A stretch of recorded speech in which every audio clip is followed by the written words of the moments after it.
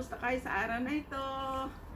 Ngayon ay ipapakita ko sa inyo kung paano gumawa ng mabangong rosas na mayroong, it's a kind of rose oil na kung saan mahilig ba kayo sa pabango na kagaya ko din? Ngayon kasi sayang yung mga petals ng aking rose. Kaya kukunin natin yung petals ng rose, gagawin nating pabango at sasamahan nyo ako. Tara na mga kaningning. O, tapos isa pa.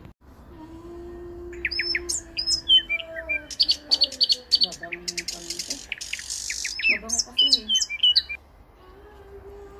Ngayon kaningning, ilaladlad natin ito dito sa may halaman na rose kasi yung ibang petals niya medyo mahuhulog na. Pulang-pula yan ah. Pula. Ngayon, para makuha natin yung petals na luma na pero napakabango, gagawin nating rose oil. Kaya ilaladlad ko ito para pag may yugyug ko siya, makukuha natin yung dahon na walang sayang. Ayos yan ah. Yan. Hindi ko naisip yun ah. Walang masasayang pagka niyugyug ko yung halaman. Ganun pala yun. Sige, iyugyug mo na, Mamshi. Iyug. Ngayon, yugyugin ko na. Yugyugin mo na. Yugyugin ko na. Yugyugin ko na. Yugyugin ko na. Yugyugin ko na. Yugyugin ko na. Ito, tingnan nyo mga kaningning. Pag may nahulog siya, yun ang gagawin nating rose oil. Yugyugin.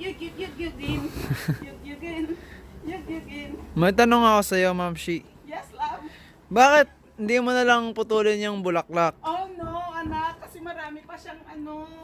Masisira yun, no? Oh, ayan, oh. Yug.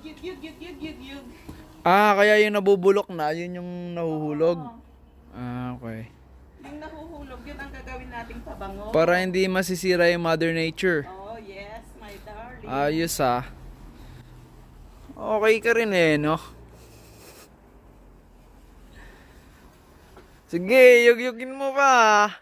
Lakasan mo, Mamshi.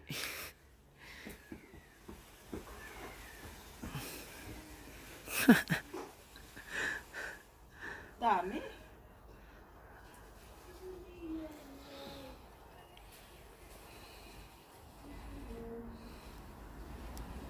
Ikat-ikat mo na lang.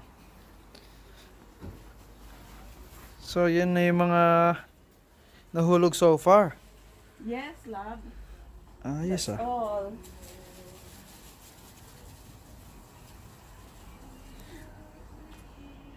Gusto nyo ba ng pabango na rose oil? Magsabi kayo, mag-comment kayo. Pag gusto nyo, ibibigyan ko kayo. Promise ko yan. Dahil ito,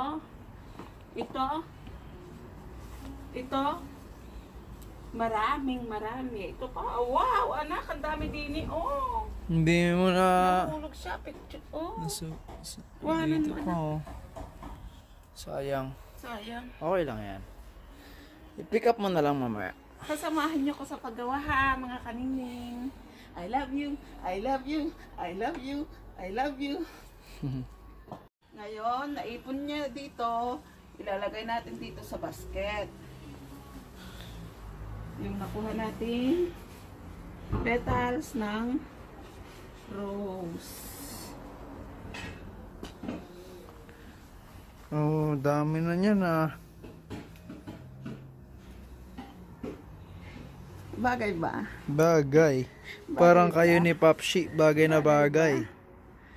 Para ba akong artista? Hindi. Bagay ba? Hindi lang parang artista, Bagay. dinayag mo pa artista eh. Bagay ba? Ito na mga kaningning ang mga kakailangan natin para sa paggawa ng rose oil.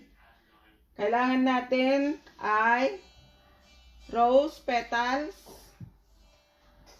olive oil o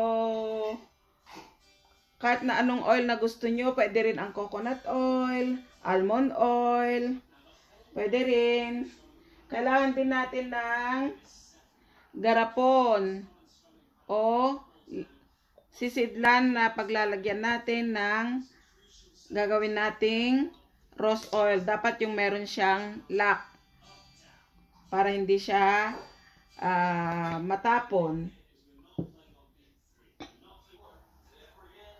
Dahil kompleto na tayo sa gamit, mga kaningning, umpisahan na natin ang paggawa natin ng DIY rose oil. Lagyan na natin ang garapon ng petals ng rose.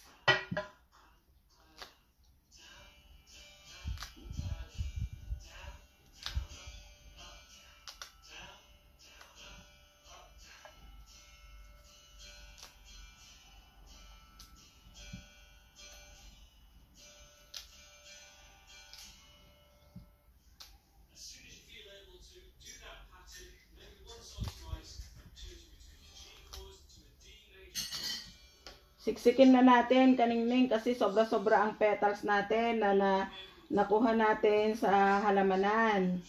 Mas maraming petals, mas mabango. Sayang naman kasi mga kaningning, sa tuwing umaga, paglabas mo ng bakuran sa likod ng hardin, naaamoy mo yung amoy ng mabangong bulaklak. Kaya sabi ko, dahil napuno na natin ang mga garapon ng rose petal, pwede na natin siyang lagyan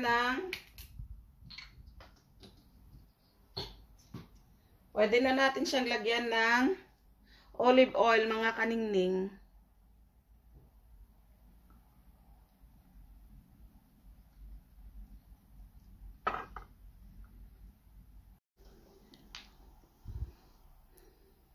Takpan natin.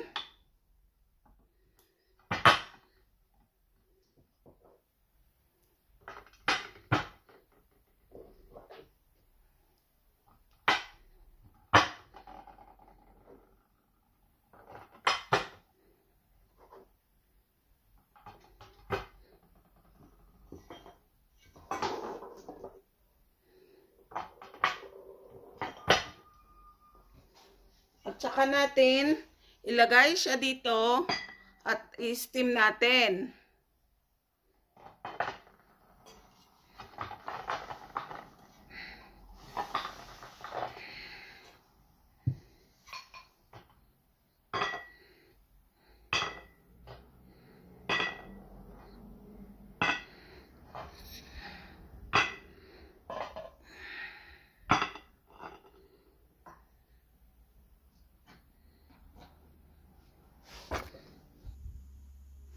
Isalang na natin mga kaningning at lagyan natin ng tubig.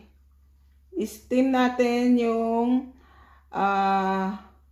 ating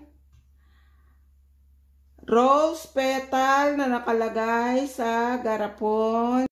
Ito mga kaningning, na-steam na natin yung ating rose oil. Pabayaan lang natin siya dito na lumamig dito sa mainit na tubig. Hayaan lang natin hanggang sa siya ay lumamig para ang bango niya ay lalong maiipon sa bawat botelya.